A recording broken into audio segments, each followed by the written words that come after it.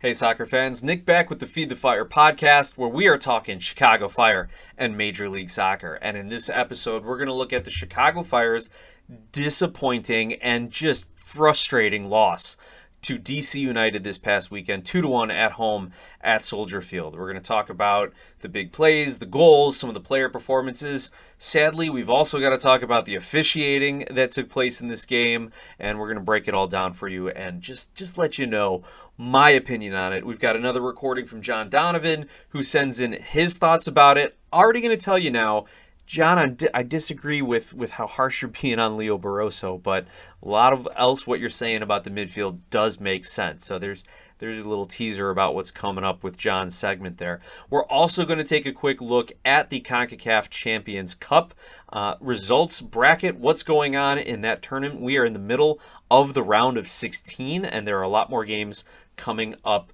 this week. If you want to follow along, join the conversation, send me your thoughts, questions, comments, please do so. You can follow along on social media at Glasshouse Soccer. You can email me, glasshousesoccer@gmail.com. The podcast is available wherever you get your podcasts, as well as on YouTube at the Glasshouse Soccer YouTube channel. All right, with that out of the way, looking at the Chicago Fire's matchup against DC, a lot of positive energy coming into it. Lot of positivity both from the Fire fans looking at this as, hey, we've been 1-1-1 to this point. Not the best start, but we're going to play against a struggling DC team. They do have some talent. You can't take them lightly, but at home with almost a choice 11 starting lineup, Chicago Fire should handle their business. Berhalter already had to send a message to this team after their poor second half against Houston in the season opener. He benched a lot of guys in that game. They came out and, well, they didn't exactly wow anyone versus Montreal. They put in a gutty performance. They finished that game strong, had a good second half despite being down a man, and ended up taking the 3-0 victory. And we're like, okay, point made. Well, not exactly. There was a lot to be desired from the Chicago Fire during this particular matchup. Now, I think the fans were excited despite a less than ideal turnout. It was cold. It was a cold night on the lakefront. But I also want to recognize one of my best friends who came to the game as my guest, Dean. It was his first ever Chicago Fire game. He was pumped. We walk in, he's enjoying the atmosphere. We were hanging out in the season ticket holders lounge, after a couple drinks out in the parking lot. He loved watching the supporters march in from the south lot. He was excited about the vibe in the stadium. He even threw down a bet on DraftKings for the Fire to win the match. And sorry, Dean, I kind of feel bad about that one because just kind of maybe I led you into that one. I'll make it up to you. I promise. But he was so excited about it. And Dean was a guy who played soccer all through high school, knows a little bit about the sport. And the whole time he's saying, like, they're not moving. Nobody is making their runs. It was a very stagnant performance from his perspective. So as much as he loved everything going on in and around the stadium, the actual play on the pitch left a little something to be desired this game. And I think he was right. I think the stats are going to bear it out. And I even was able to pull some heat maps from FootMob on some of our key players. And I think that also is going to bear out what our eye test saw. A very stagnant, disjointed, not well-organized offense. But like I said, sadly, the first thing we have to talk about in this match against DC United is the officiating crew. They were led by head referee Sergei Demyanchuk. The assistant referees were Corey Parker and Mike Nickerson. Fourth official, Ethan Yaya. The VAR official, Eunice Marakshi. And the assistant VAR official, Rhett Hamill. So that's the crew, but really it all comes down to the head ref, Sergei Demyanchuk. And I don't know the best site to really look up refereeing statistics, so I pulled up a couple of them here. First one, whoscored.com. And if you look at the history of matches that Demyanchuk has officiated as the head referee, it's just a page of yellow and red for cards issued and penalties awarded. And of the 4 matches he has officiated this season, at least by the looks of it on this website, I think I got the filter set the right way. In the 4 games he's officiated this season, he's given out 7 yellows. Like that is insane. Now again, There were 4 of them in this last game, Fire picking up 3 and DC getting 1, I believe. So he's handed out half of his cards just in this one match, but 7 yellow cards on the season, awards 2 penalties in this match with the Fire and DC, overturns a goal, which I think properly so by the rules of the game, by the letter of the law. You had a player in an offside position blocking the goalkeeper. So, but still, it shows that this guy is prone to these cards, and unfortunately, the Chicago Fire have not earned whatever reputation is needed to get away with some of these calls in the league. I know John is going to mention in his comment about how Dean got that red card when the opposing player kind of tripped over him. Though I will say, John, go back and look at some of the replays. The officials, the referee association did put out the video in the VAR about that call. From one of their angles, you do see Jonathan Dean give a little tug on the back of the jersey, and the Montreal player felt it and went down. Now, was it a dog-so? I don't think it met the criteria of a dog-so, because he had no chance of getting to the ball. Yep, he was in on goal. Yeah, he was behind the last defender. Yeah, there were 3 of the 4 criteria that were met, but the 4th criteria of, is he going to be able to keep possession? I don't think that was met, but I hope the referee at least gives an analysis of that in his justification and didn't just say, oh, he pulled him down and he was behind the last guy, so clearly it's a dog. So I disagree with his analysis if he did it at all. But anyway, back to this current matchup. Yes, Demjanchuk went to the VAR monitor 3 times, as well as stopped play for several minutes when Tai Baribo, the Israeli striker for DC United, formerly of Philadelphia Union, complained that he heard a racial slur hurled at him on the east side sideline in the second half. That took, I don't know how many minutes off the clock. And then he adds 12 minutes of stoppage time, but that was from, I think, the 5th minute, not from the 90th minute, like the 90 plus 5. He added the 12. It was a mess. And he did not do anything to prevent DC's time wasting, and just kind of just poor sportsmanship. I'm gonna say it. There was a lot that DC was doing to kill off that game and somehow try to get out with a draw and then they ended up getting the win because of some favorable officiating. So if you want to look at some of these calls, go back and check the highlights. But I think the handball in favor of the Fire that gave them the opening goal, I think that was the right call. I'm glad VAR took a look at it. The ball was clearly handled. It clearly influenced the play. The arm was in an unnatural position. The ball came down toward it. I think that was the right call. I also think that the call to overturn the goal against the Fire was the right call because a DC player in an offside position was screening Chris Brady. By the letter of the law, there it is. And now here's where I don't want to get into trouble with the home fans here, Fire fans, but that handball on Dean, at least I think it was Dean, that gave up the Fire penalty kick, maybe by the letter of the law, only because the ball hit him in the arm and it affected the play. The arm maybe was in an unnatural position. Actually, it was in an unnatural position if he's calling the handball.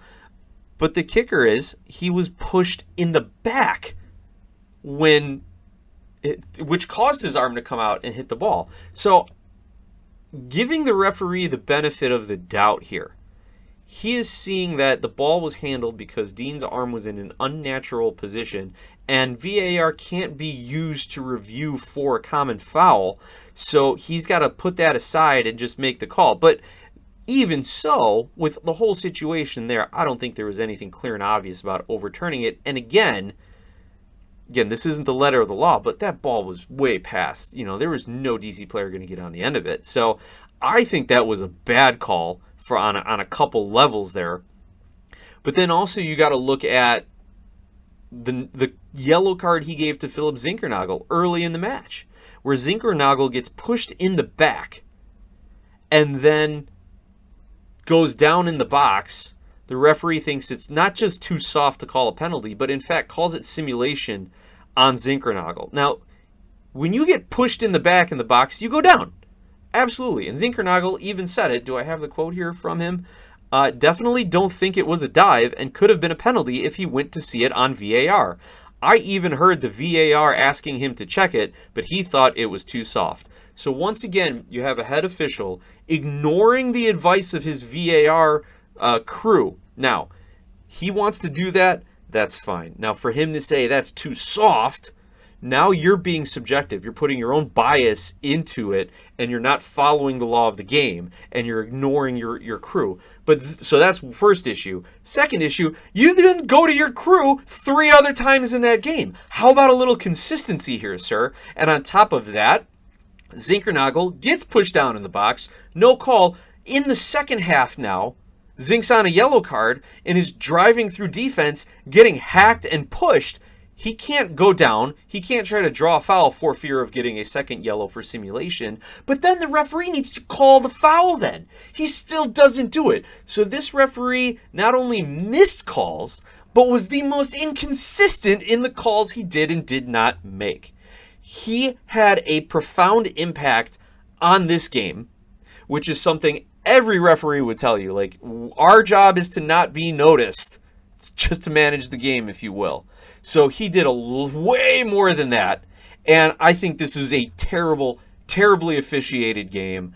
The Fire got hosed. DC probably got hosed at some point, but I really wasn't caring about that as a fan in the stands. But this was a terribly officiated game, and it certainly did not help the Fire at all. That all being said, the Fire played very poorly, and this, as I said to Dina as we were leaving the game, like, this is going to be my angry podcast. Like, all last year, very positive, new culture, new formation, new coach, new signings, like, everything was positive. The Fire, yeah, they had hiccups, but they were always, trending in the right direction. Ultimately, they continued to improve. And now my first criticism has to be to Coach Gregg Berhalter here. And we're going to start with the starting lineup, because he had almost his choice 11 here, minus Andrew Gutman, and I think he really screwed up the tactics and some of the formations here. So he starts Chris Brady in net, fine. You've got Mbokazi and Elliott as your center backs, fantastic. Both of them have been playing really well. Jonathan Dean is your outside left back, Leo Barroso your outside right back. Cool. If you have Gutman starting on the left, but he is still injured. Nice to see Barroso and Dean again. I think they held it down pretty well. As far as your defenders go, Viktor Radojevic, the first time he is actually eligible to play, not on injured, and he actually does get some minutes. So that was a positive development along the back line. For your midfield, though, this is according to MLSsoccer.com's lineups here, and it looked to be about what I saw on the field. Jay Davila is your center mid. Anton Saletros right mid, Philip Zinkernagel left mid. It's a 4-3-3 setup here, right? You end up seeing Davila and Saletros being more of a double pivot, two defensive midfielders, and then Zinkernagel kind of roaming freely on the left, cutting inside when he can, trying to be a little bit more of a creator. But here's, and that confuses me, and we'll talk about it more, but here's the attacking lineup. Cuypers as your center striker, Bamba on the left wing, and Robin Lod on the right wing. I question Robin Lod on the right wing, and I question Philip Zinkernagel being a midfielder and being a creator. Last season, Philip Zinkernagel had 30 goal contributions on his way to an all-star selection. 15 goals, 15 assists. Took tons of pressure off Bamba and Cuypers, especially as Bamba had kind of a down season by his standards. Now you have Philip Zinkernagel trying to be a different player than he was last season, be more of a creator in the midfield. I thought that's what Robin Lod was supposed to do, and you put him out on the right wing. Not a fan of this. Now, maybe Berhalter is thinking to himself, we can get away with it in these early games. We should be able to beat DC. I want to try some of these things. That way we can mix up looks in the future. Maybe we don't have the proper depth here. But when you're 1-1-1, when you have 4 points in 3 games and you're trying to finish top 6 in the Eastern Conference, you're not doing that. You're not tinkering. You're getting too cute here, Greg, early on in the season. And it's really annoying to see a guy of Zinkernagel's caliber, as well as his proven success in the league last year, be played out of position. Now, I haven't watched enough of Robin Lod Minnesota film to say where he should and shouldn't play. But I thought the whole idea of bringing him in was to help replace some of Brian Gutierrez's productivity. He's not going to be doing that out on the right wing with, by the way, a Leo Barroso who likes to push forward, and the quote-unquote right midfielder, if you're going by 4-3-3 format, Anton Saletros, playing more of a defensive midfield position. Ludd was out there, how many touches did he get in this game? Ludd had a terrible foot mob rating, 6.8, was subbed out in the 65th minute. He ended up, what are the 30 touches? 30 touches, 3 in the opposing box, 1 pass into the final third. So Ludd did nothing that game, and I think it's a direct result of how Berhalter lined this team up and how he had coached them up. So very, very critical of Gregg Berhalter in this match. He cost the Fire the win, if at least not the draw, or at least the draw as well. You want to look at some of the substitutions. We do see Radojevic get into the match. On the left back, we see Waterman come in for Elliott, who's on a yellow at one point. Get him out before the referee makes another dumb decision. We did see Dylan Borso get in the match at the, again, Dean and Barroso are out for Radojevic and Borso in the 90th. Why are we waiting so long? Why are we waiting so long to sub out tired wingbacks and when you need offense? That's another criticism of the coaching staff here. We did see Davila get subbed out in the 65th in favor of Mauricio Pineda, who's been playing pretty well over the last couple of games, but unfortunately, he's not an offensive player. Not an offensive player. Now, I will say the one goal by DC United in the 84th minute by Peltola, he just kind of walks right down the middle and just passes it to the corner of the net. And there's really nothing Brady can do, because when the guy's 12, 15 yards out, he just picks a corner. You never know which way it's going to go, so it's almost like stopping a penalty kick. Brady, I don't know if it took a deflection, because it looked like Brady was leaning one way and then leaned back the other way and just kind of didn't go anywhere. So maybe he could have played that a little better. But again, when the defense is allowing guys to walk into the box like that and just, pick their spot and shoot, I can't blame the goalkeeper too much on it. And so, again, Pineda was maybe due for a down game. Not that you can predict that, not that you can plan for that as a coaching staff, but he comes in the 65th along, like I said, with Waterman and Marin Haile Selassie replacing Robin Ludd. Now that I'll give you credit for. You bring in Selassie in place of Ludd in the 65th minute, and Selassie ends up with not a terrible performance in 35 plus minutes or so. Ends up only with 20 touches, 3 in the opposing box. And if you're checking his heat map, he does get into the corner a little bit, but most of his play when he's not in the attacking zone, it's right in the middle of the field, just kind of knocking the ball around. And that's going to bear out in some of these passing statistics. Selassie never gets into a real dangerous area, a real threatening area in the game at all. Again, look at his heat map. It is his most active area is in that channel between the side of the box and the 18-yard box and the touchline. So all he could do at best is be playing, pull back passes to the center of the box and then back in the middle third of the field, where he's linking up, trying to help out and move forward, bring the ball forward. So not a well-managed, first of all, bad formation by where you put your guys, bad substitution patterns, and then really no adjustments against a DC United team that the Fire should have put some goals on. All right, so that's my first little bit of anger there. That's my first, I'm upset with what they did from a coaching perspective. From the other perspective, Jesus, push the ball forward. Shoot the ball. That's what killed me. When you're watching this match, let me jump to the stats here real quick. The Fire had 16 shots, and I would say most of those ended up coming in the last 30 minutes of game time, right? Not just 30 minutes of regulation, but just 30 minutes of game time. Because that first half, the Chicago Fire, they were so deferential. Oh, I don't want to shoot, even though I'm 10 yards out. Let me try and find one more creative little pass. Again, they were getting too cute with how they wanted to play, doing a lot of these give and goes inside the box. Somebody tee off and shoot. And that's what Gutierrez was good for. When that was occurring and the defense was sitting compact inside of 20 yards, Gutierrez would tee one up from like 25 and force the defense to step out a little bit. Nobody on the Fire was doing that. Again, I think part of it is because you had Zinkernagel being tasked with being a creator and a distributor instead of a goal scorer. And part of it is Cuypers was not being targeted by his players. He had to drop back so far to get involved in some of the buildup and in some of these plays. And if you look at his heat map, the most touches he got were in what is it, zone 14, that zone right outside the opposing 18-yard box. And then the next most touches he got are in the Chicago Fire's own half of the field. So I'd say about a third to a half of Cuypers' touches were in our own defensive half.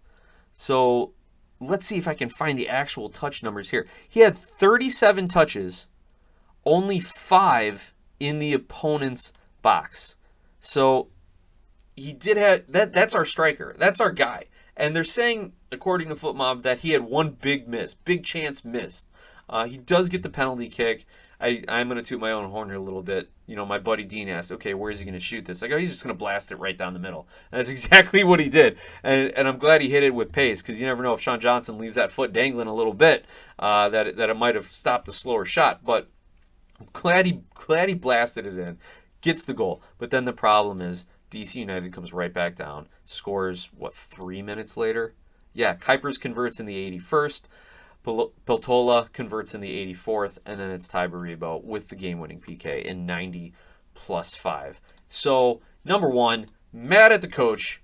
Number two, mad at our attacking players for not actually shooting the ball until it was too late in the game, and DC had all these guys back behind playing defense. Again, how many block shots were there? Yeah, we had 7 blocked shots. 7 of our shots were blocked, right? So again, they're too little too late here while DC has their entire team playing defense to steal this game out. And then, of course, mad at your defenders coming into the match. We're supposed to be fresh. We're supposed to be aggressive. Maybe there's some not as good communication between Pineda and Waterman and Salatros, and Peltola just kind of walks through and slots it in just outside of Brady's reach there. So a lot of things to be upset about. Like I said, this is my angry podcast. The Fire need to win their next game. They need to win their next game. They are.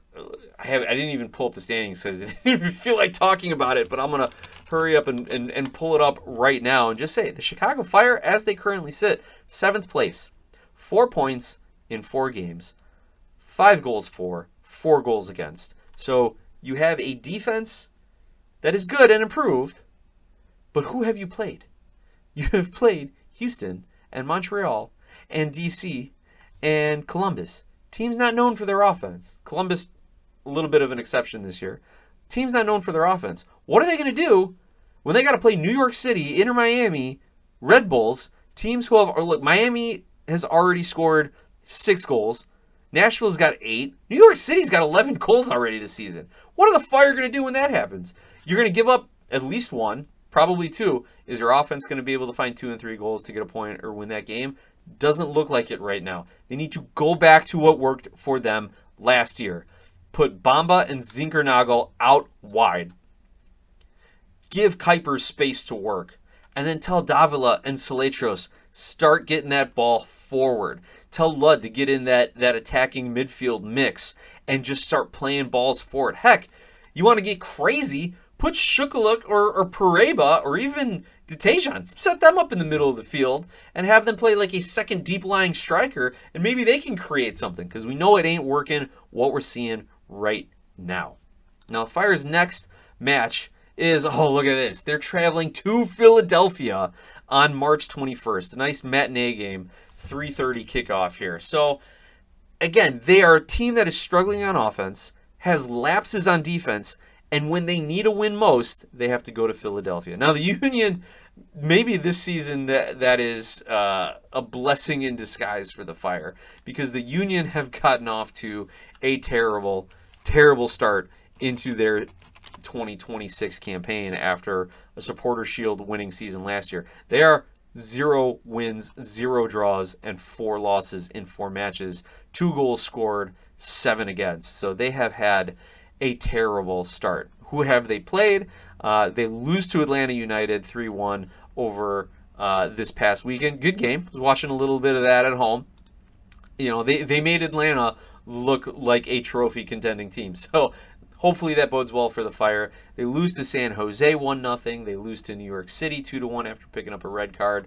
And they lose to DC United 1-0 in the season opener. So that is difficult. Additionally, they lose to Club America in the CONCACAF Champions Cup on Tuesday, March 10th, 1-0.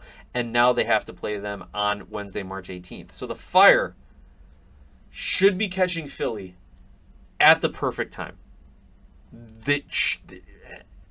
I don't even want to jinx it, but I don't know if I can, the way the Fire have been playing in the last couple of matches. So the Fire are going to catch Philly at the perfect time, and we'll see if I can get another episode out later this week, and we'll preview that Philly matchup a little bit more.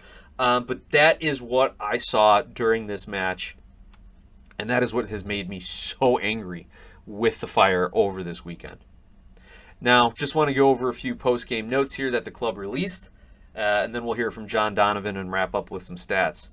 After missing the match in Columbus, Hugo Cuypers started and tallied his third goal in as many matches. He has 3 consecutive games with a goal, but 2 of those are PKs. So what's that tell you? We're not getting Cuypers good opportunities. Defender Victor Radojevic made his MLS debut. Jack Elliott appeared in his 20th match against DC, the most of any player on the Fire. Let's see. DC won the 74th regular season matchup against Chicago, the 3rd longest rivalry for the Fire, behind 80 games with Columbus and 75 games for New England. So DC United is the Fire's 3rd most played opponent, behind Columbus and then New England. Injuries that remained that kept these players out: Sam Rogers, Andrew Gutman, Andre Franco, Chris Mueller, all with lower body injuries, and they also all missed against Columbus. So yeah, the injury bug isn't helping us here, but when you do have as close to a starting 11, you need to put them in a position to win, to score goals, to play some better soccer. Even Berhalter, I think, said it after the game. The fans want to see exciting soccer here, and we're not giving it to them. And here, by the way, speaking of that lineup, here's a quote I just found in my notes here from Philip Zinkernagel on the post game. He said, "I'm playing a little bit further back and helping out on the midfield. I want to still be able to be dangerous and get shots off. It's a process, and hopefully we'll play more 4-3-3 so we can get a rhythm." He's telling you, I'm being played out of position. I'm not used to this. We need to keep playing this so I can figure it out and know when to drive forward and when to shoot and when to lay off the ball and when to pass.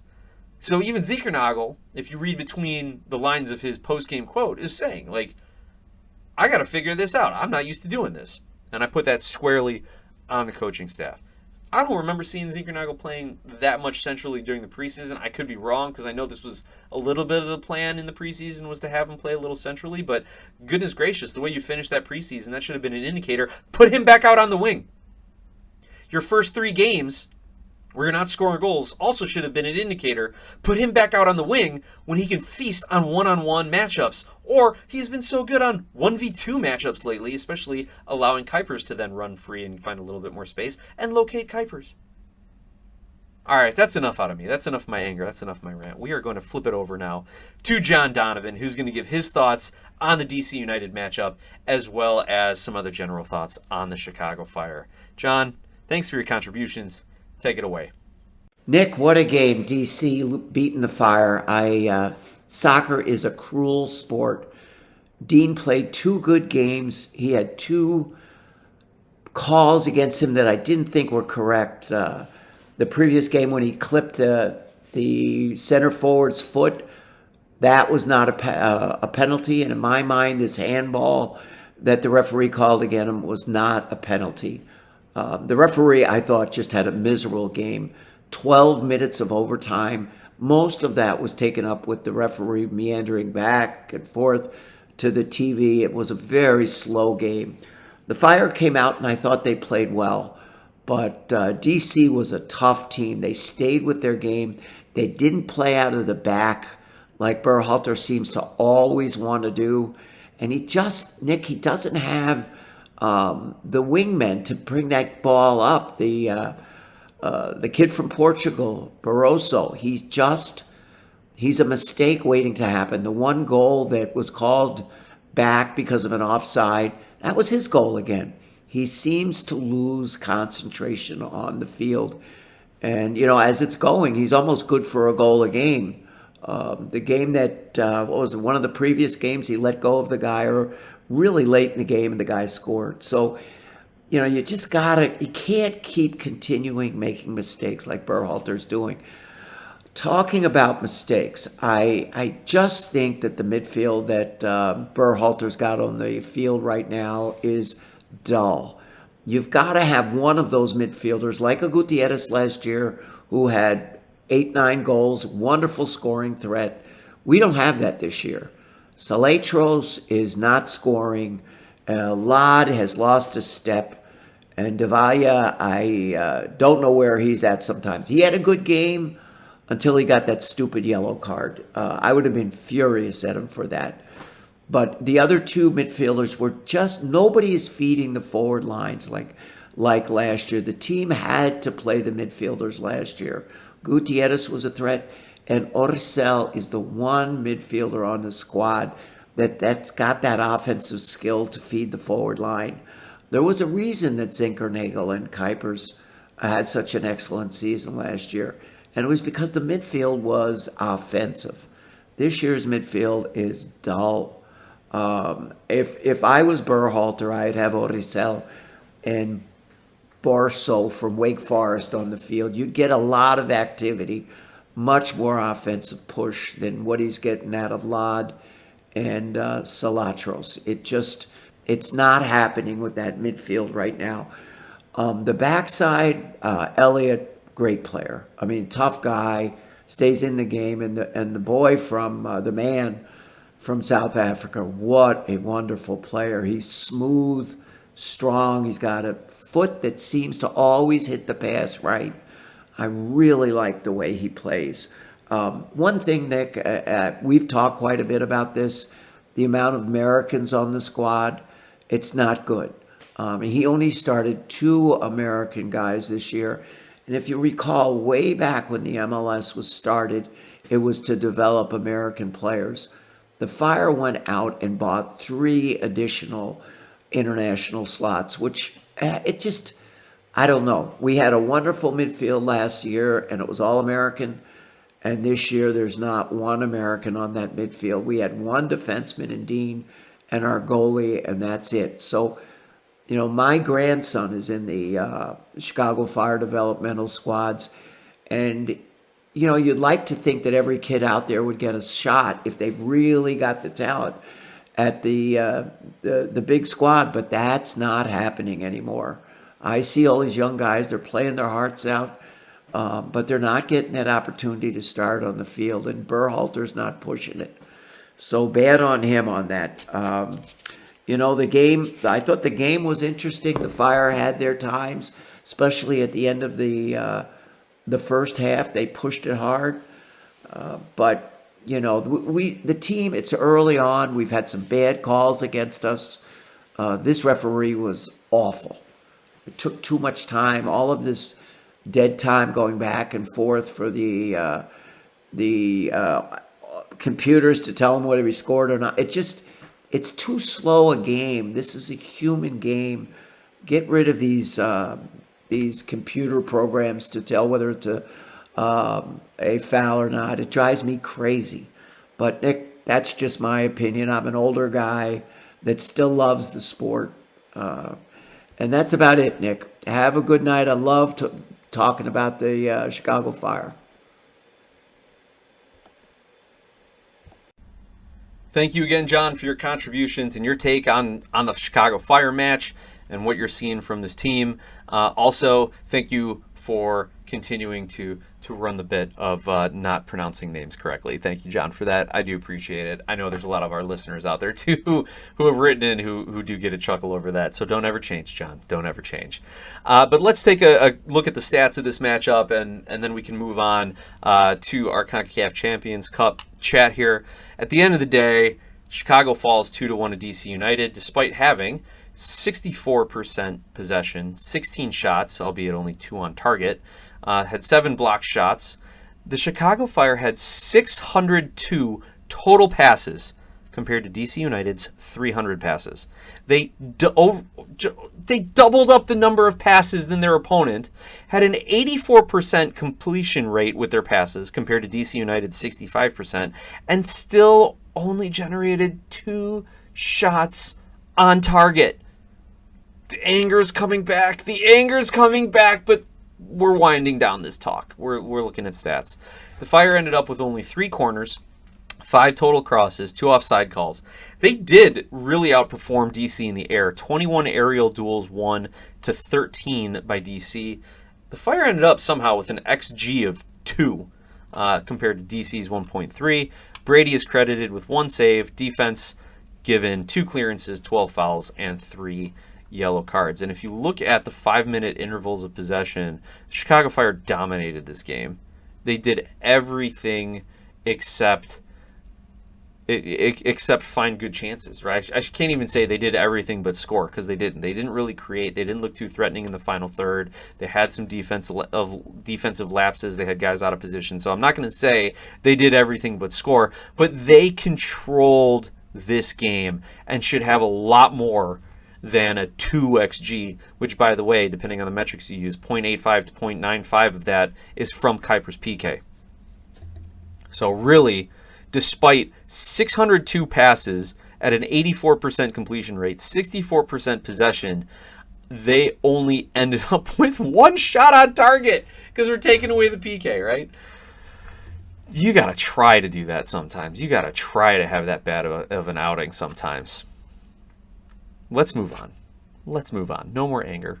Let's move on to the 2026 CONCACAF Champions Cup. And in our prior episode, we took a look at Leagues Cup and the Chicago Fire's matchups. There are 3 games against which 3 Liga MX teams they're going to play and how that competition is set up. So please go ahead back and check that out and get up to date on your Leagues Cup. But long story short, 18 teams from MLS, 18 teams from Liga MX. Each MLS team plays 3 Liga MX teams. Each Liga MX team plays 3 MLS teams. There are no draws. You immediately go to penalty kicks. The top 4 teams in each league will then be put into a bracket. Number 1 MLS playing number 4 Liga MX, and then they will play to the final. The top 3 teams, there is a 3rd place game. Top 3 teams will end up in CONCACAF Champions Cup the next season. This tournament that we are talking about now. Now, the CONCACAF Champions Cup is in a new format, changed from the CONCACAF Champions League a couple seasons ago. It is the 61st season of the Continental Tournament. 27 teams have qualified for this particular tournament. I think this is the year they expanded it a lot more to get some more of the Caribbean and Central American teams in as well. 27 teams qualified for the tournament, as I mentioned. 5 of them qualified directly into the round of 16, and there are 22 teams that started off in round 1. In addition to the league competitions in MLS, Canadian Premier League, Liga MX, 12 of these 27 qualifiers were determined by international competitions, including Leagues Cup, Caribbean Cup, and the Central American Cup. 6 teams got in through the Central American Cup. Additionally, 2 Canadian Premier League teams auto-qualify, while the 2025 U.S. Open Cup and the 2025 Canadian Championship also provide 1 automatic qualifying.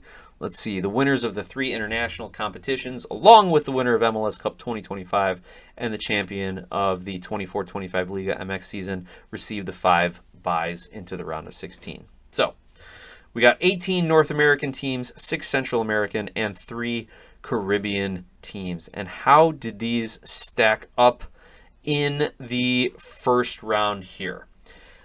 So the first round went very, very predictably. The top teams advanced with little to no trouble. The actually the most shocking result to me was this first one, where you have San Diego FC advancing over Pumas of Liga MX on a 4-2 goal differential. They raced out and won their first game 4-1. So that, to me, not so much an upset, but just the fact that San Diego put them away in that first game so early kind of was a shocker to me. You had LA Galaxy defeating Sporting San Miguelito of Panama. This one was the close one, right? LA Galaxy should be able to beat the club from Panama. However, they do so after 2 draws. Luckily for the Galaxy, the first one is a 1-1 draw away, and so that away goal sees them through. The second match was a 0-0 draw. So they have advanced. Cruz Azul tops Vancouver FC of the Canadian Premier League, not to be confused with Vancouver Whitecaps, on an 8-0 goal differential. Monterrey advances over Guatemalan side Celaju. I'm mispronouncing it. Pardon me. There's an X and a J. So excuse me for not having the best accent on that, but they advanced 3-1 on aggregate there.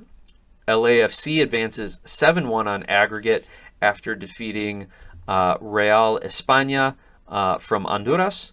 You have Nashville SC advancing 7-0 over Atletico Ottawa of the Canadian Premier League. Club America defeats Olympia out of Honduras 2-1 on aggregate. The Union absolutely crushed Defense Force from Trinidad and Tobago 12-0 on aggregate, 5-0 and 7-0 over 2 games. Tigres of Liga MX defeats Forge FC of the Canadian Premier League 4-1 on aggregate. How nice of Tigres. It's their typical pattern. Their opening match against Forge, at Forge, a 0-0 draw, and then they just come home and smoke you 4-1. Which worries me because they have advanced now to face FC Cincinnati, who took a 3-0 lead in the first round at Cincinnati. Now they got to go to Tigres and hope they don't get beat by at least 4 goals. Easier said than done. Cincinnati, though, they defeated O&M of the Dominican Republic. Organización y Método. They defeat them 13-0. By the way, Tom Barlow is lighting it up in CONCACAF Champions League.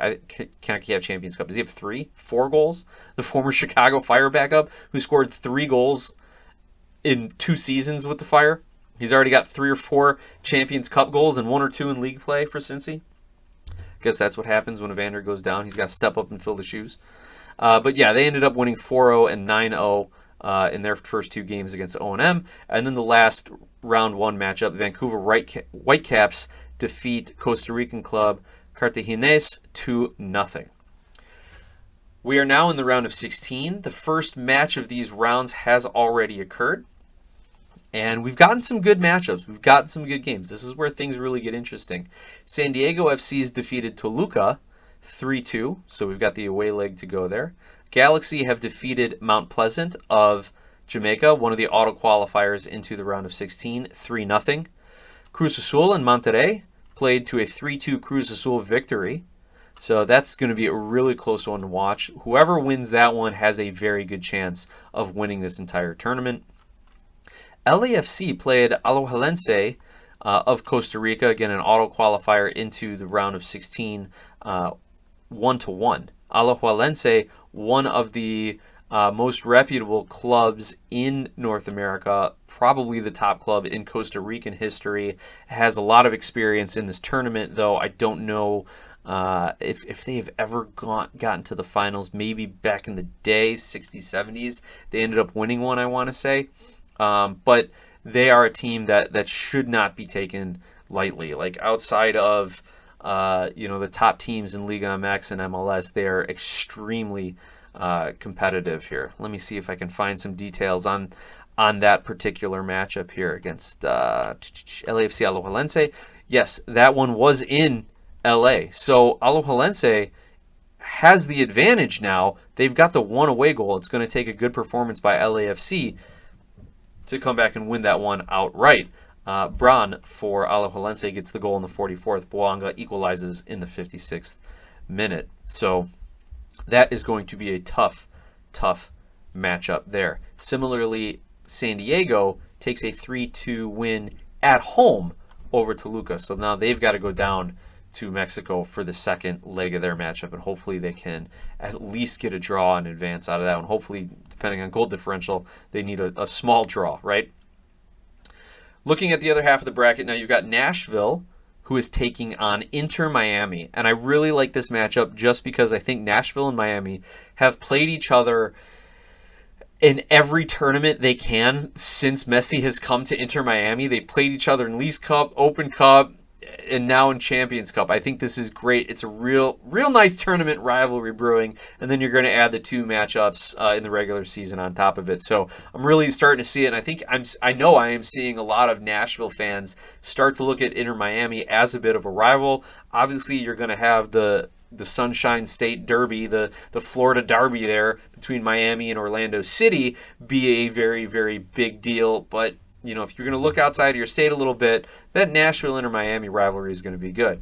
Now, the opening game there was a 0-0 draw, and that occurred in Geodis Park in Nashville. So now Nashville's got to go down and get a result in Miami. Hopefully, if it's going to be a draw, it is not a 0-0 draw, and they got to go to PKs. If they can get that away goal differential, that would be great. Next matchup, Philadelphia Union taking on Club America. America wins that game 1-0 in Philadelphia.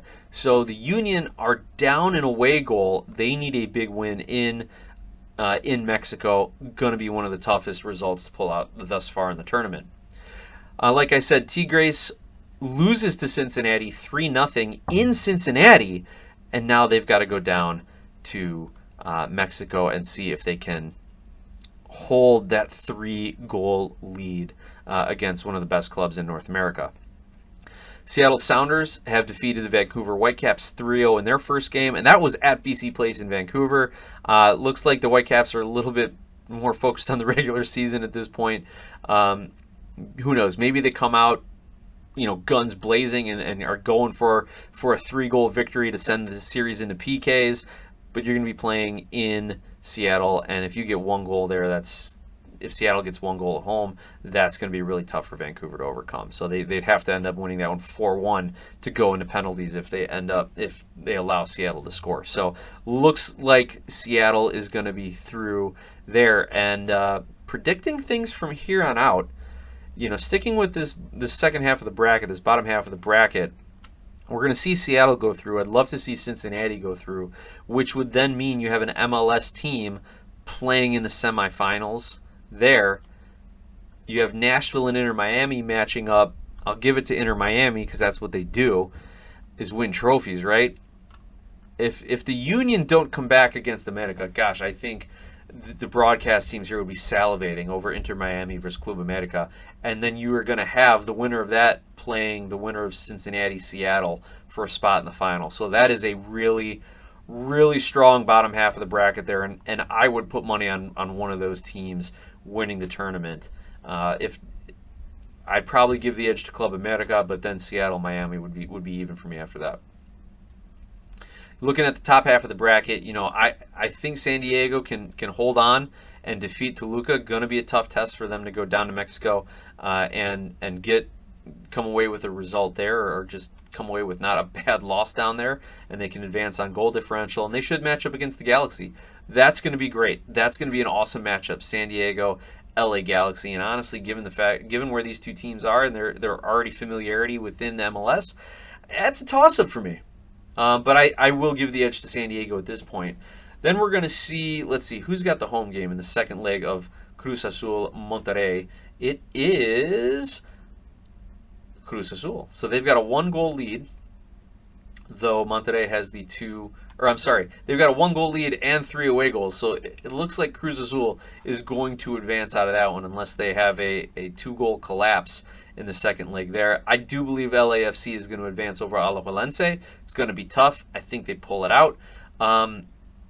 But there's a little piece of me, the underdog guy in me, would love to see Alajuelense go up against Cruz Azul and come out and win that one and end up in the semifinals. Plus, I think that would mean that it's a much easier path for, say, San Diego FC to get to the final, and I would love to see an all-MLS final matchup, which is possible the way things have shaken out here. But again, I do think right now the favorites in the tournament, Miami, and Club America, maybe the next favorites in the tournament, Seattle and San Diego. If LAFC can get by Alajuelense, they got Cruz Azul and Monterrey coming up, so no easy task for them. But that's where things shake out thus far. You've got top goal scorers in the tournament, Denny Bouanga for LAFC with 4 goals. You have 5 players sitting on 3 goals. Tom Barlow, Kevin Danke, Gabriel Peck, and David Vasquez, all of MLS. Luca Romero of Cruz Azul is the lone non-MLS player with 3 goals, and then a number of players sitting on 2 goals. By the way, Seattle Sounders player Paul Arriola, 2 goals in this tournament. He's still doing his thing. So that is great to see. So that's what's going on in CONCACAF Champions Cup. Next matchups will take place March 17th through 19th, and we'll know who the quarterfinalists are by the end of this week.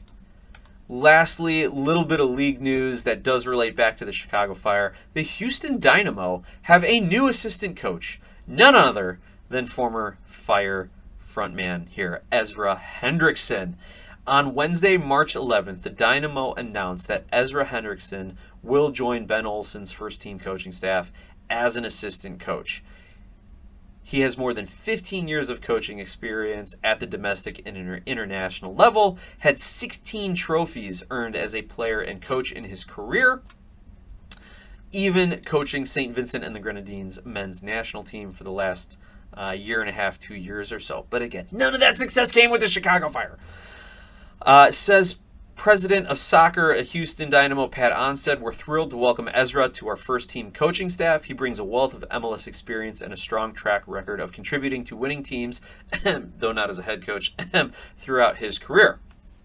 As both a player and coach, assistant coach, he has consistently helped build disciplined, competitive sides and has done an excellent work developing defenders and organizing back lines. His leadership, defensive expertise, and understanding of what it takes to win in this league will be a valuable addition to our staff. We're excited to welcome him and his family to our club and the city of Houston, end quote. Thank you, Pat Onstad.